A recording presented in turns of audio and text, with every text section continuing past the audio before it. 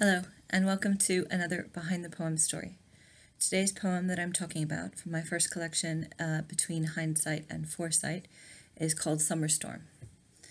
I know it seems weird we're all getting into our jumpers and getting into autumn weather, but there was something about the rain from the last few days that made me think of doing this Saturday's poem story about summer storm, mostly because I was trying to describe to someone in the last couple of days about that feeling that we get right before a big storm, that moment where you can tell that there's something in the air that makes it feel thick or makes it feel full of the anticipation of a downpour.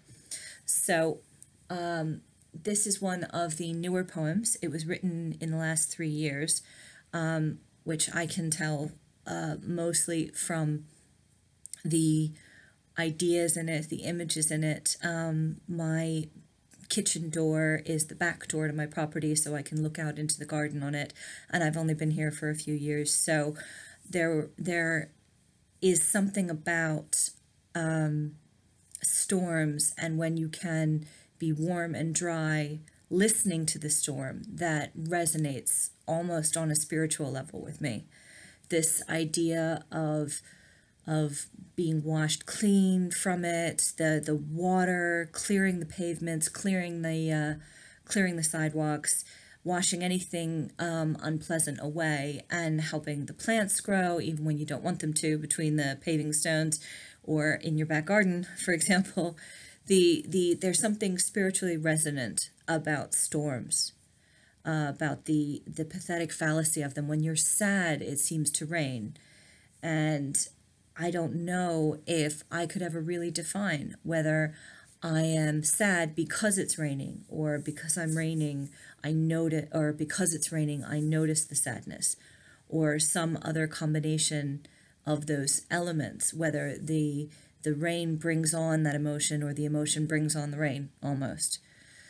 The sound of rain, heavy rain, on windows or the rooftop or the tent canvas out camping, that sound is so calming, and is on so many different meditation tapes and videos. It combines with classical music sometimes. There is music in the rain. It helps us sleep. Sometimes if the thunderstorm is too outrageous, it wakes us up. Other times it's the only way we get to sleep, is putting on some kind of rain sounds or storm video.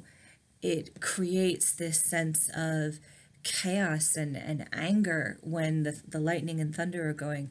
We can feel that vibration, and we got into the habit of, as children, counting the seconds between the flash of light and the thunderstorm to figure out when or where the storm was, as if we could measure it with our own listening and attention.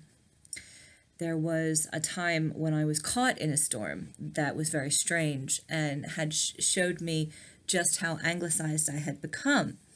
I was down in Disney World with some family and some friends, and it was July and sort of hurricane season. There was a tropical storm that was a ways off, but where we were in Disney World on that particular day, in Epcot, was on the outer arm of it. And obviously the friends and family I was with were all British, and so the clouds didn't scare us, and the British are so used to rain. Of course, we're not going to let it ruin our day, and we're going to go to the park, but maybe we'll go to the park with lots of indoor stuff, so just in case.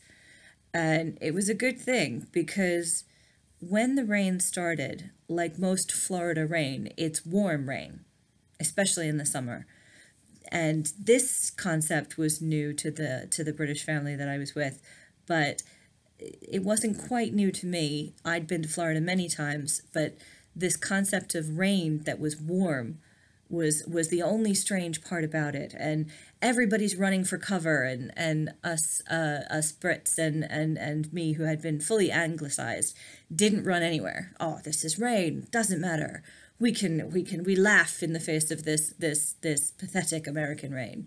And then it really started coming down, and we started to get soaked to the skin, and we did scurry like everybody else into one of the shops in Disney, where they actually had to turn off the automatic door because every time somebody came in, it would blow stuff off the shelves. So we laughed in the face of the storm, and the storm laughed back. It came at us with a vengeance. And there is something in storms that has that anticipation, that wait, whether it's right before, right in the middle, or after. We feel that resonant response, like the rain has its own personality, its own life. And so Summer Storm, as a poem, was meant to try and pin that feeling to the page. I try to do this with a lot of my poems. I try to pin an experience or emotion, an event, to the page to try and capture it so I can visit it whenever I want, or I can get rid of it, or I can celebrate it. So Summer Storm was one where I feel like I managed to capture, if not kind of the essence of storms, maybe the essence of how storms, a good storm, makes me feel. And the different verses go through the stages of the storm. The first verse about before the storm, and that sense of anticipation, that where the air is thick and the smell changes and you can almost feel it coming in the air. And then the second stage, where you get home before the storm breaks, and you feel a sense of relief. You feel a sigh at being able to, oh yes, I've escaped. The storm can come now. I'm perfectly safe and dry.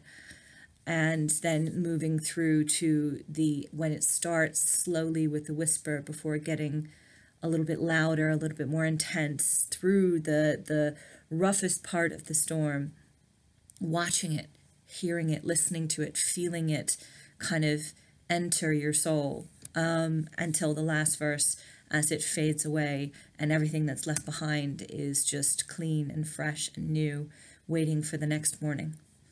And so that run through of imagery in it is exactly how I feel when I'm listening to a good storm. Usually I'm happy about being safe and dry in said storm, but the next time you hear the rain, or next time you feel the rain, think about Summer Storm. Pour yourself a glass of wine, or pour yourself a glass of whatever. Sit by a window or an open door and get some candlelight and a good book, and just let it wash over you.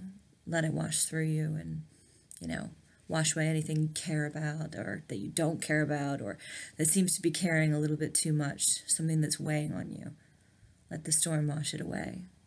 And hopefully I'll see you next week for another Behind the Poem story. Thank you for listening.